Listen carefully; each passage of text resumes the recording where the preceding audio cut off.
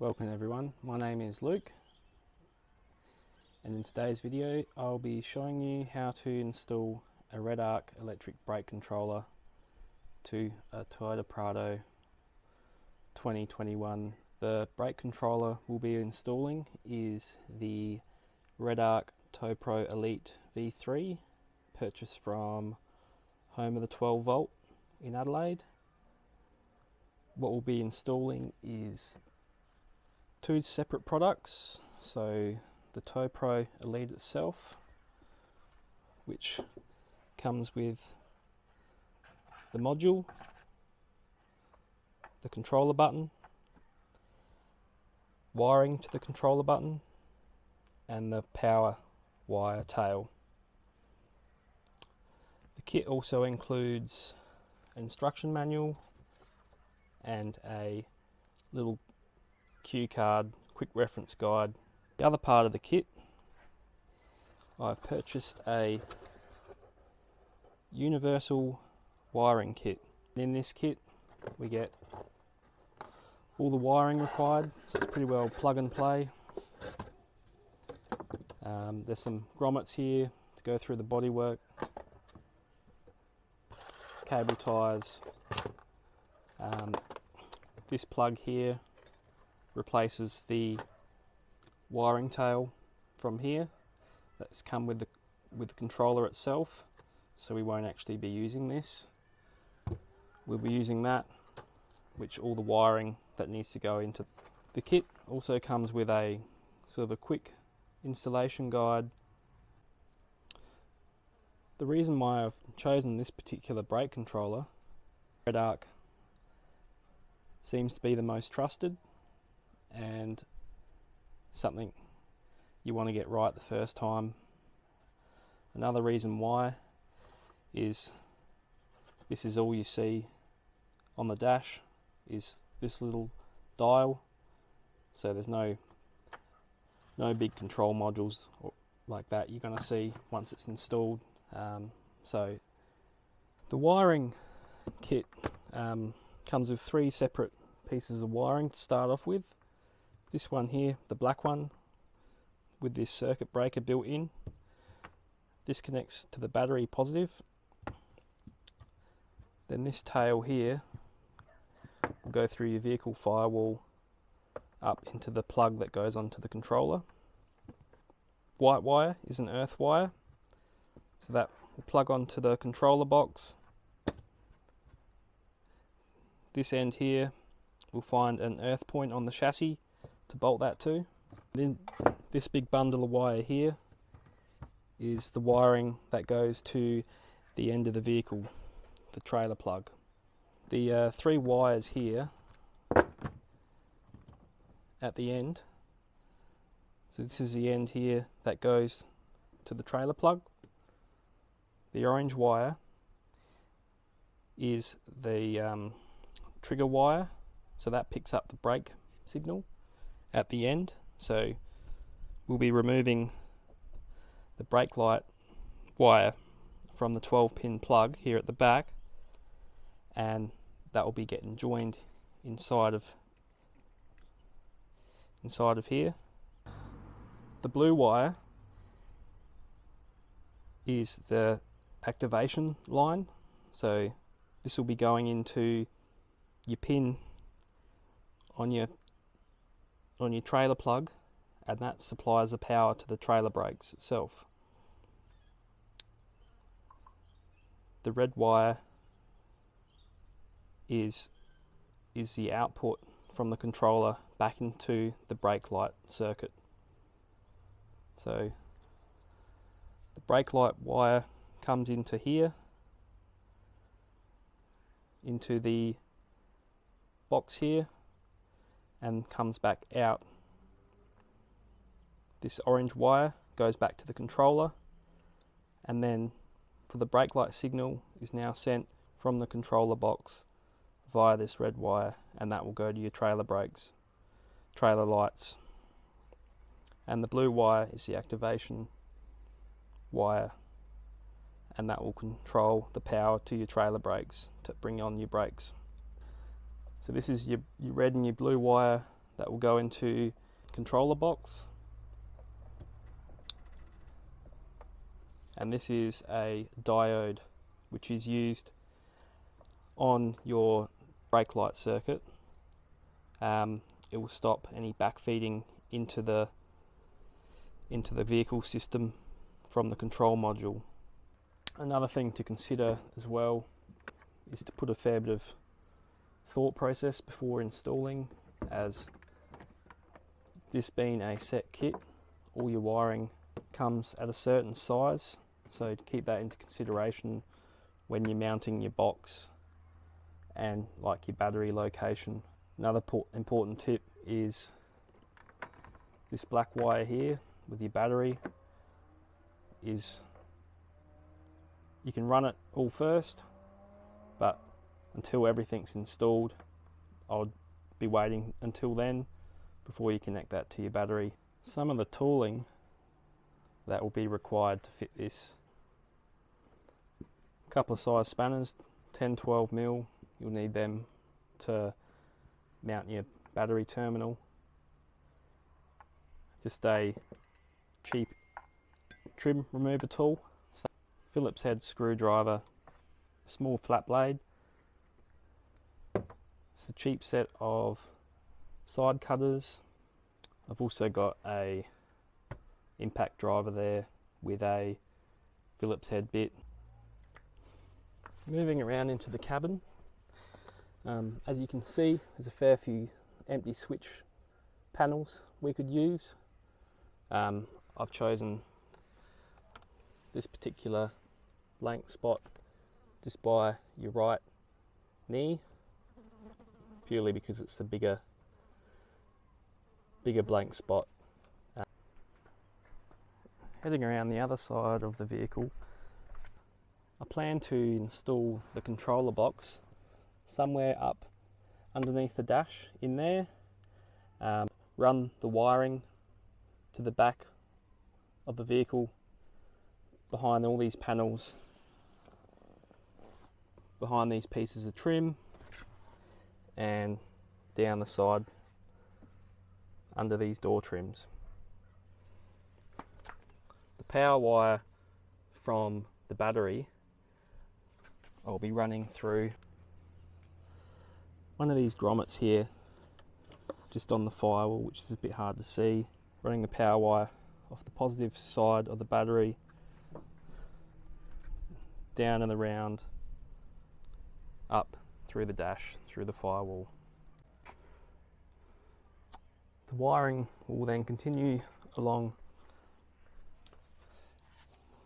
underneath these trims here, next to the back seats, up underneath this side panel, all the way to this exit just behind where your jack lives.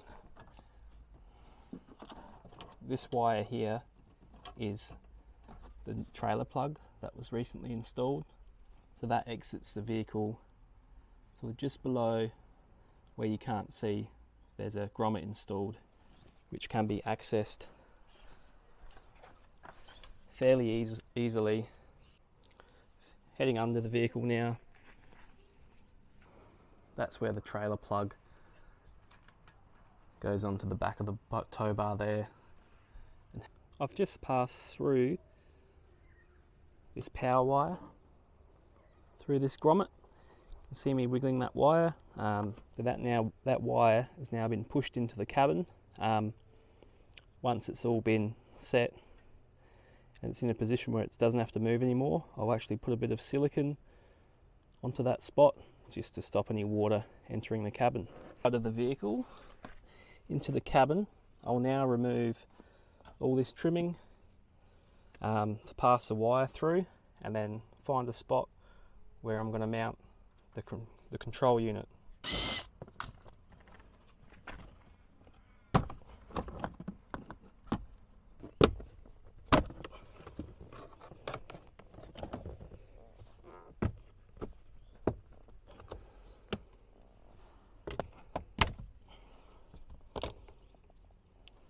as you can see, most of those panels come off rather easily just by hand. This next piece here,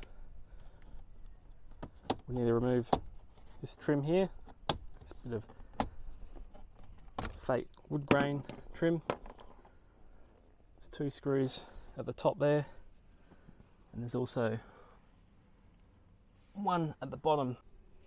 Yep, there was one screw I didn't see before, which just sits in behind this little kick panel. It's right up in that gap. So I'll go ahead now and move this whole trim just to gain access to that. So this one simply just pulls up.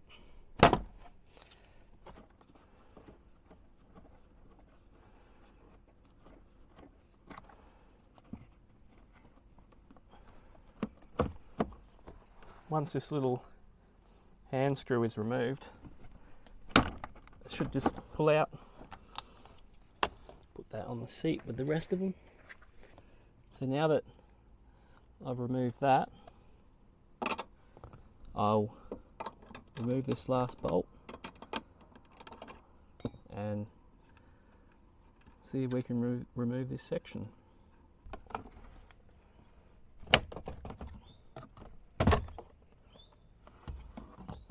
So that's all come out.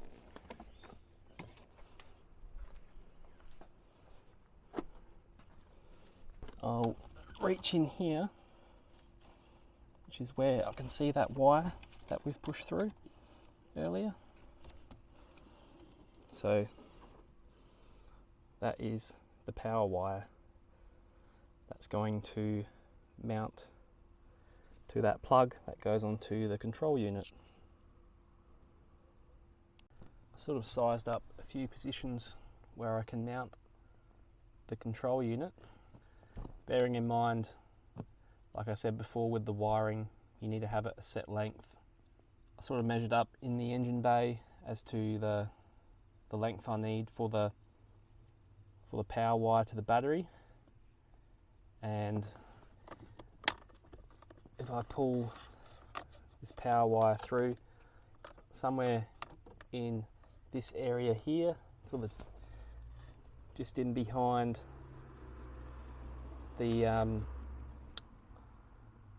radio screen and that, somewhere in behind there should give me enough length to run that power cable. The other thing we need to keep in mind is the length of the cable to the controller. I've sort of roughly measured that if I have this box mounted up in here somewhere, it should give me enough length to reach over the other side to that panel. So what I'm going to do now is I'm going to go ahead, mount the controller with the bracket supplied. I've loosely mounted the controller using the bracket provided. In the user manual it says this bracket can be bended if needed, so if we need to bend it back, forward, around, you can do that.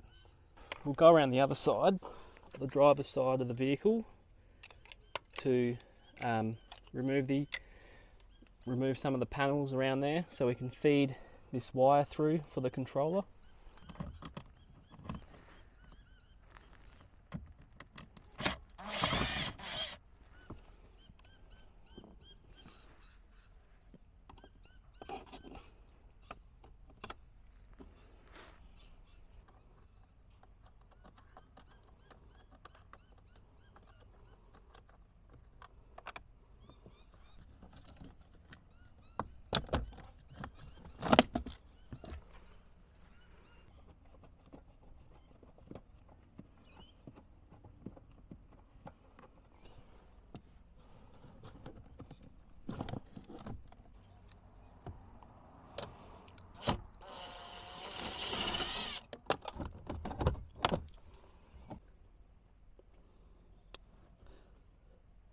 Now we've removed the panels on this side, on the driver's side. You can see here it will give us a bit more access to pull the wiring loom through, and also give us access to the back of the the panel where we're going to mount the dial.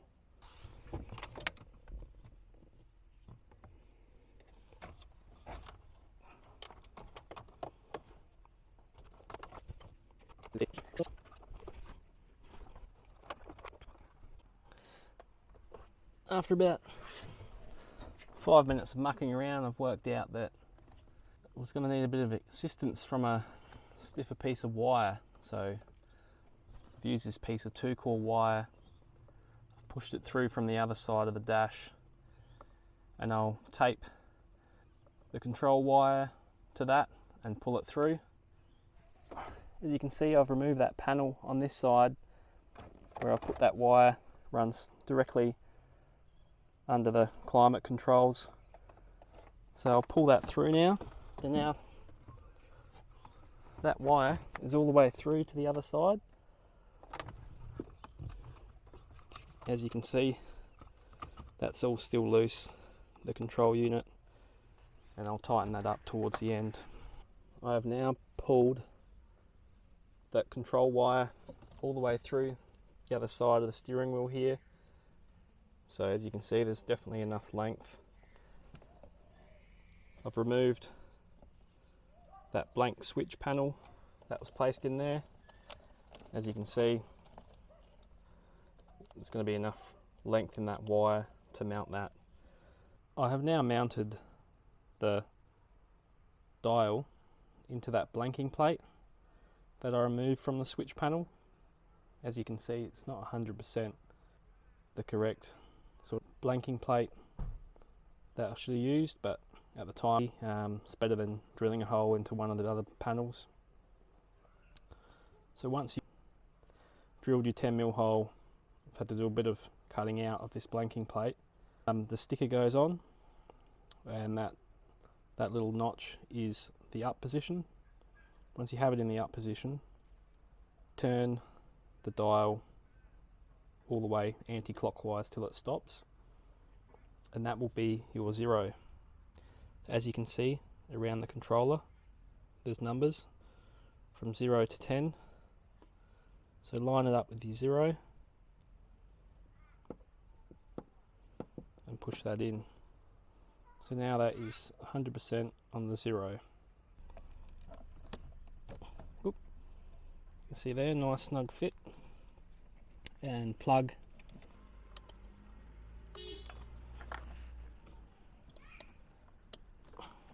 that in.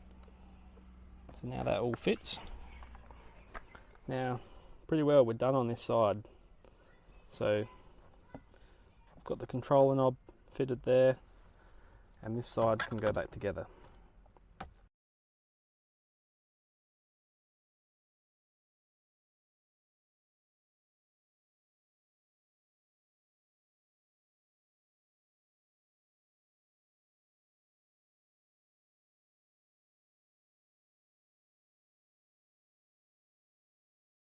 Pretty confident with where that control unit was mounted. I've now tightened the mounting bolt and was able to bend the bracket away from this wiring loom just to avoid any chance of it rubbing through. Right, I'll place this power wire into the plug. You see in the instructions here, the black wire goes into pin 4, white is pin 3. So they are numbered just on this little cover here. So that just pushes in like so. And when all the other wires are mounted, that plug will clip on like that. Now that that side's done, I'll start running the other wires down the side of the cab.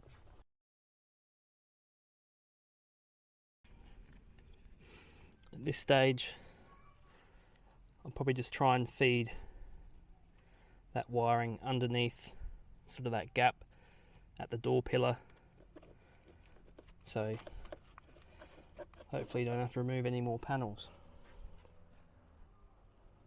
I'll be feeding this end through from the back, just due to this is the only thing at the end of this wiring, whereas the other end towards the back we have the diode and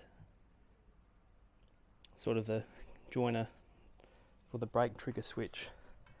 So I'll also tape these up just so I don't damage them while I'm pulling them through. Alright, just behind the left hand rear tyre now. Just I've sort of taken most of the screws out this mudguard bit to gain access up in underneath. I'm going to first try this one in there. I'm going to first try using one of these grommets that was supplied and feed the pins there that go up to the brake controller in through the bottom. So I've managed to get that wiring up and that grommet in place, and same thing as the one at the front.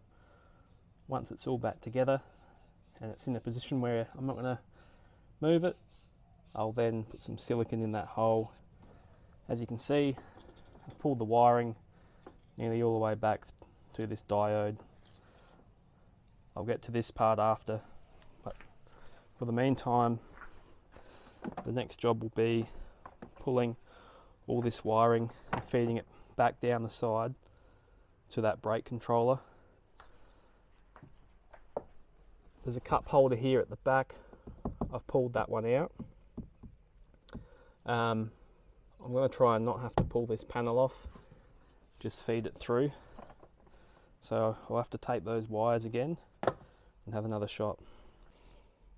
So I've now just pushed that wire from this little access hatch,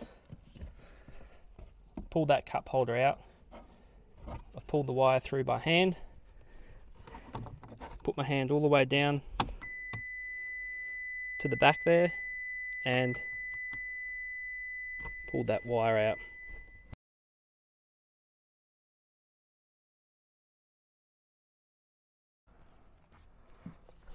So as you can see, before I was having a bit of trouble getting that through one-handed while I was filming. So this wire, I've now pulled that through, fed it under the door pillar trim there. Before I put all the trimmings back on, I'll run a few cable ties all over that. Let's come out the front here, all the way along up to here, and as you can see, I've actually got plenty of length. What I'm going to do is I'm going to pull all the extra length to the back and I'll group it just where that jack is. But I've placed all the wires in the correct position. There was that little tab that had the wire numbers on it that was joined to there. That actually snaps off and clips on and locks the wires into place. I've also connected that earth wire as well up in there. So now I can plug it all in. I've just pulled this loom here through the back as to where the trailer plug lives, the 12-pin plug. See, I've unbolted it, I've undone the covers. So the wiring that will be changing here in this plug is I'm fitting this blue wire into the plug, removing the red brake cable, and that will be joining in on that sort of Scotch lock type setup, and that's a signal back to the Redarc controller, and this red wire will be taking the place of the stop lamp cable. Okay, so I've now removed that red wire. I've pulled that back over the grommet that's there, adjusted the length of that orange wire and fed it through this little holder. So now I'll feed in the wiring into this little locking device. Once you've pulled these tabs all the way over, you just feed the wires into the opened end and click the tabs down. As you can see, both those wires are locked together, so now they're both joined. You pull this cover, push that back into its cover and clip that on. See, that's a nice watertight seal now. I'll now fit this red wire into pin 6 there, just the one I remove this other wire from, and I'll remove that blue wire in there and fit this one coming from the Redarc controller. All the new wiring has now been fitted, as you can see. There's the joiner there for the brake light switch. This application blue wire is in place, and the new red signal wire is in place.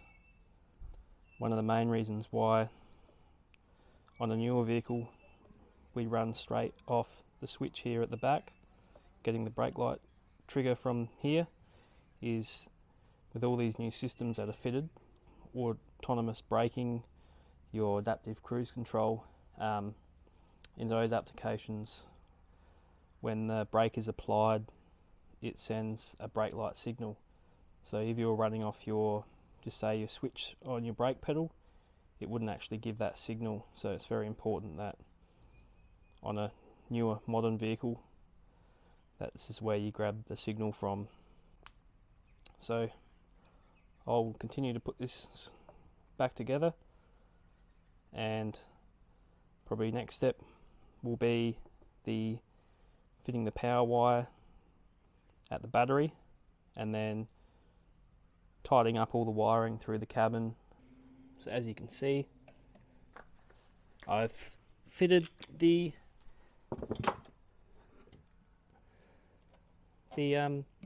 trailer plug with all the wires connected. I've also started fitting some of the panels inside the cab. So walk through here. Still need to fit this one here, which just clips in like so.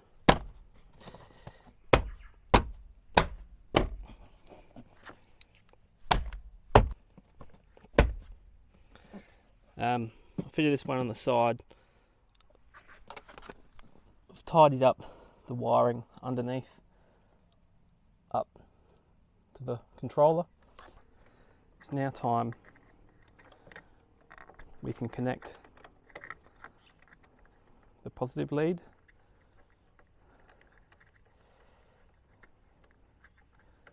So that wire is running like so, just around the back.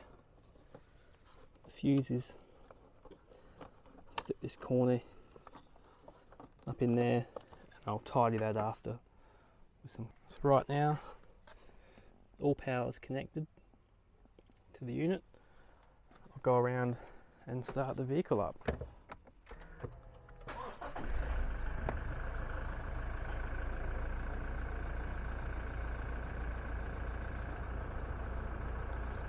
So, car is now started. The fading blue light is a sort of a trailer detection mode. So without the trailer detected,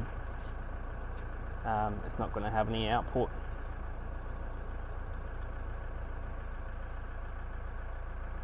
It's a bit hard to really check at the moment without a trailer with trailer brakes, but I'm sure that will come soon.